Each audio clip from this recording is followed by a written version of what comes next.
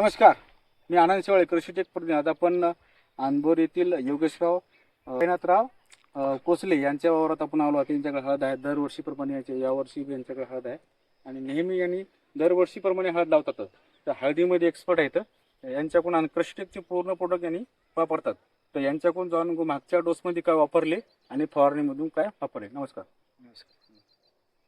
तुम्ही खतातून काय वापरले आणि फवारणीतून काय वापरले एवढं सांगा फक्त आम्हाला, आणि रिझल्ट काय आला ते सांगा आम्हाला.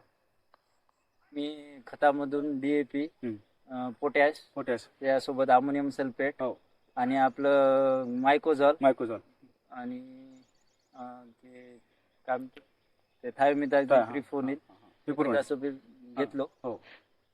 आणि फवारणीमध्ये बघा खताचा डोस झाल्यानंतर नंतर तुम्ही स्प्रे मधून काय घेतलं? स्प्रे मध्ये आपलं फंगिनिल त्यासोबत क्लोरोफायरिपास आणि झिंक फट आणि फेरपस आणि आपलं न्यूट्रास.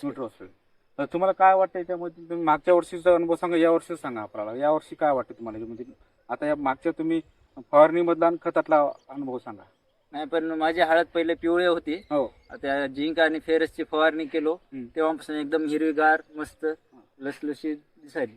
बरोबर. तुमची अपेक्षा किती आहे याच्यामध्ये? किती क्विंटल निघाव? अपेक्षा तर आपण काही सांगू शकत नाही. मागच्या वर्षीचं मागले रेकॉर्ड कृषी टेकचे वापर काय वाटत मला? नाही, कृषी टेकचे एक नंबर आहेत प्रोडक्ट सगळे. मी आता कमीत कमी 4-5 वर्षापासून कृषीचे प्रोडक्ट वापरतो. मला अगदी एकदम छान रिझल्ट भेटतो. धन्यवाद.